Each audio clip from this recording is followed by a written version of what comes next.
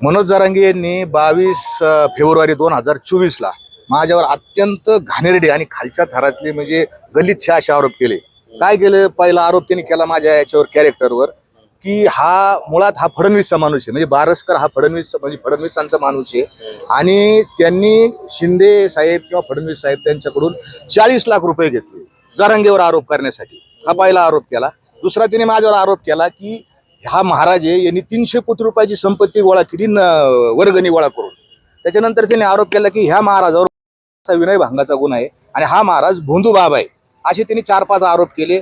22 February 2024 आणि 26 February अशा 25-26 असे त्याचे आरोप आहेत आणि आपल्या सगळ्या मीडियावर हे आरोप उपलब्ध आहे आणि हे त्यांनी केलेले आरोप अत्यंत खोटारडे, त्याला कुठलाही आधार नाही। माझ्यावर एकही सिंगल गुन्हा दाखल नाही आणि म्हणून मी पोलीस अधीक्षकांकडे त्यावेळेस कंप्लेंट दाखल केली। त्यांनी काही कंप्लेंट घेतली नाही म्हणून मी न्यायालयामध्ये गेलो। त्याच्यावर 19 सप्टेंबर 2024ला मी खाजगी फिर्याद दाखल केली। भारतीय न्याय संहितेचं कलम 351, 52, 53 आणि 356 या सगळ्या कलमानुसार तिने केली। 1 वर्षभर जरांगे पोलिसांना सापडत नव्हती। बघा काय चमत्कार आहे, काय माहित नाही, पण सापडत नव्हती। शेवटी माननीय कोर्टाने त्यांना स्पीड पोस्टाने नोटीस पाठवली, त्याला नोटीस सर्व झाली, नोटीस मिळाली आणि आज त्याची तारीख आहे 10 फेब्रुवारी। आता मी जरांगेंची वाट पाहतो, कारण 5 तारखेला जरांगे असं म्हणले होते जालना पोलीस स्टेशनच्या बाहेर आरोप करताना पुरावे पाहिजे, आरोप सिद्ध केले पाहिजे आणि नुसते असे हवेत आरोप नाही। माझी जरांगेंना या ठिकाणी तुमच्या माध्यमातून आव्हान आहे की तुम्ही कोर्टात यायचं